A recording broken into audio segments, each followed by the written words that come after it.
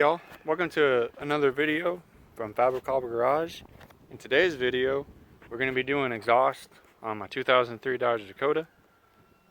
And this really can apply for any truck or any car or any vehicle. I already went ahead, as you can see the muffler over there, I went ahead and took it off. All that was held on my particular truck is one of these regular exhaust clamps. It was all rusted. I tried to take it off, but it broke. And I didn't buy one, but I was lucky enough to have one laying around. It's always good to have, when you go to get your muffler or whatever you decide to get one of these if you plan on using one, because most of the time, especially on older vehicles up north or here down south, they rust up and they don't come off. So we just undid that, and on my exhaust system, it's been repaired before. You can tell by this can't think of the word, by this basically a connector, but the exhaust was right here. It had the two rubber mounts up here. Once I got that loose, I took those out. There was another one right there and another one back there. You just take these out by forcing this rubber grommet out of these rods. Once I got that out, I got lucky. This one was actually pretty loose. I just wiggled it all around, twisting it back and forth until it finally came off. And so the plan is I got a cherry bomb with a turn down pipe we're going to put on here. And in this installation, I want to keep the exhaust, and I wanted to keep it, not cut it up or anything like that. Just because if I ever have to or want to go back to it, I can. And that's also the point of why I'm using a clamp to attach it instead of just welding it on. But what we'll do is I'll show you. I got a cherry bomb glass pack with a turn down, and I wasn't able to get a connector for the two of these. So what I did is I did cut the exhaust, but just a couple of inches off the tip. So if I put it on, you wouldn't even really notice the difference. And I just put those in there. On this Dodge Dakota, it's 2.5-inch pipe, so the 2.5 fits directly in there, and also that piece fit directly there and there. So what I'll do is I'll just kind of weld this up here, and then slip this over, and then put that clamp around it and tighten it down.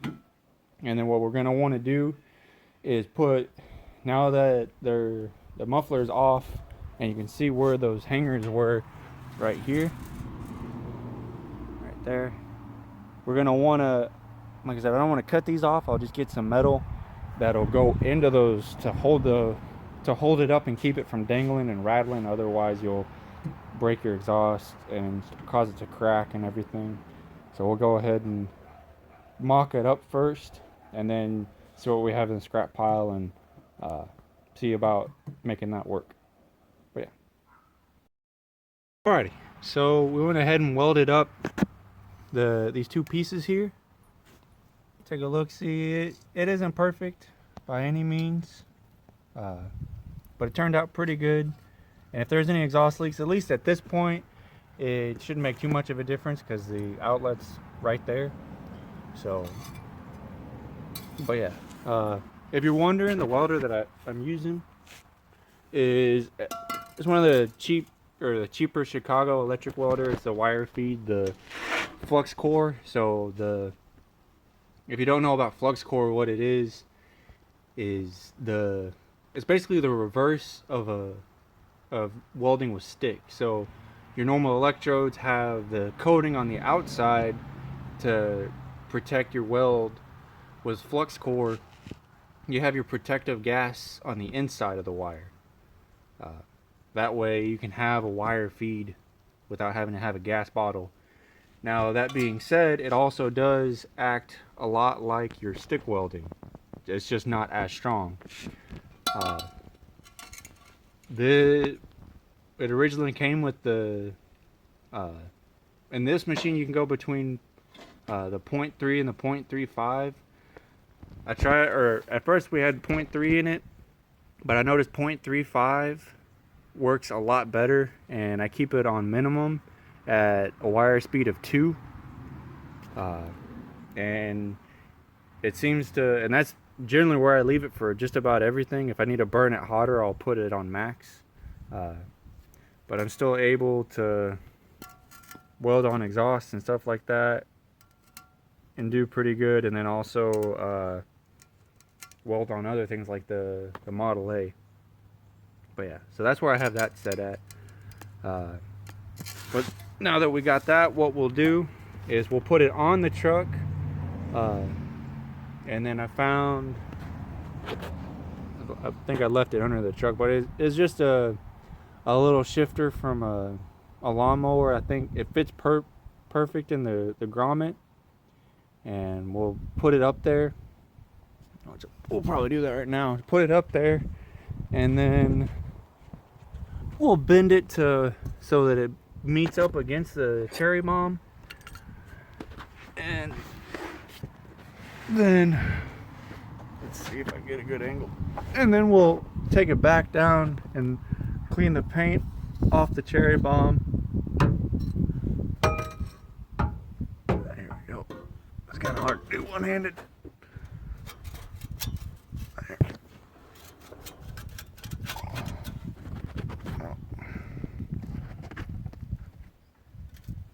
Yeah, you can see that goes on there. We're just gonna end up going on a little bit more, but I don't want to get it on there too good. Make it hard to get it off. But yeah, so there's that grommet over there, and then there's the other one right there. So, and I got this lawnmower shifter right here, and that little bend in it works pretty good. So I'll either put it on this one or this side over here, and then bend it to meet up.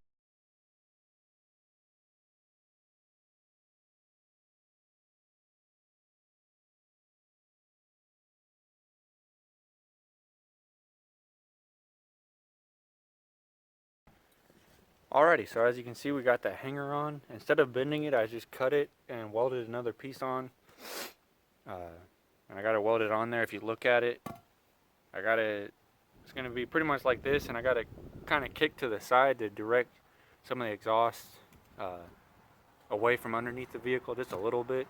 It'll pretty much end up right at the axle, so it's kind of like an axle dump, except I think the axle dumps are supposed to be behind it. If you're in an emissions county, then you want to make sure to follow all the rules, but I don't live in one, so they're not going to check for that. And plus, it's not going to be too loud, so there won't be too much of a noise complaint or anything like that.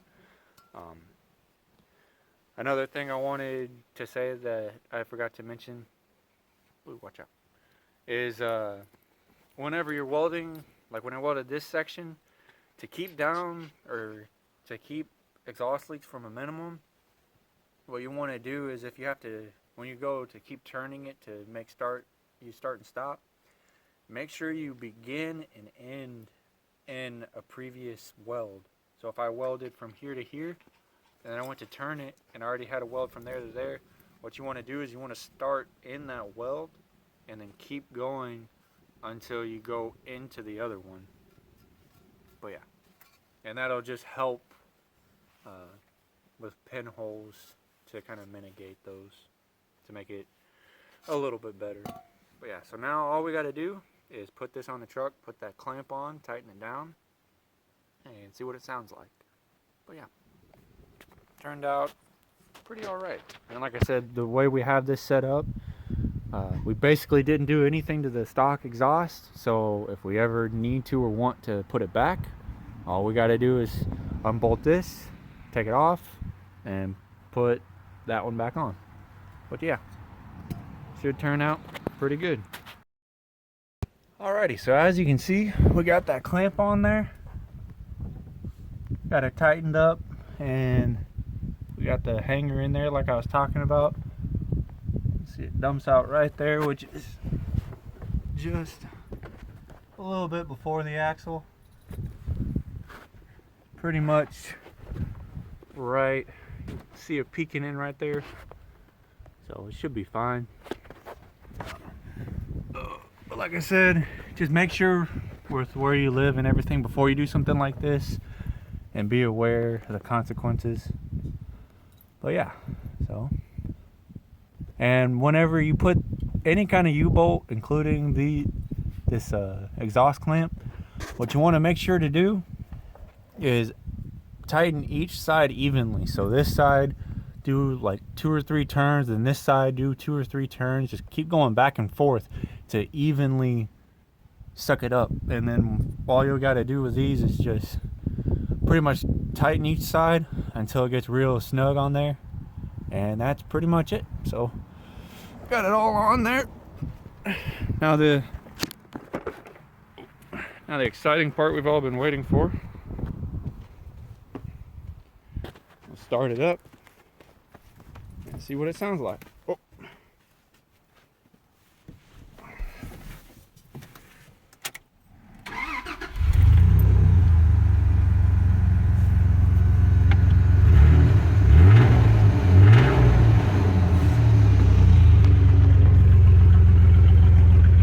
Sounds pretty good.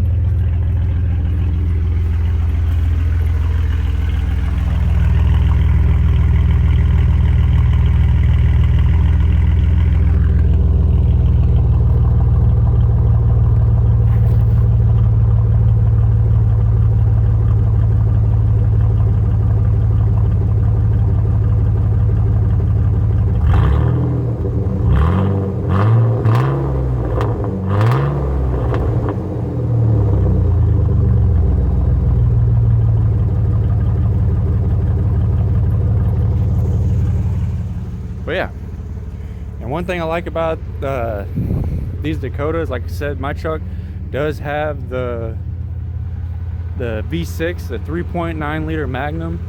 But even though it's a V6, you can tell it surely doesn't sound like one. Sounds pretty good. But yeah, so if you like this video, drop a like. If you have anything you want to ask or say, leave a comment. And oh, one thing I almost forgot. Whenever you're taking off rusty bolts, like this one right here, one thing that works really good, you can use PB Blaster and stuff like that, but one thing that I learned from my old coworker, the one thing that works really good is brake fluid. So if you just let it soak in brake fluid for a couple minutes, 5 minutes, it works really, really good. A lot of people don't know brake fluid is actually pretty corrosive. You definitely don't want to get it on your paint. If you let it get on your paint and you leave it there, it'll eat away your paint. It'll eat concrete. It eats rust. So if you're needing to break free old rusty bolts, then it does work a lot. Obviously, as you can see, like I said, this one had broke. It was just too far gone. But that's one good trick.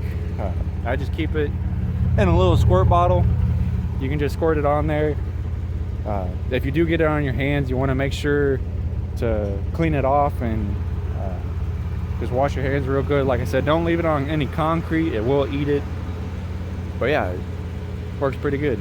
But anyway, like I said, if you like the video, drop a like. If you have any questions, comments, just drop a comment.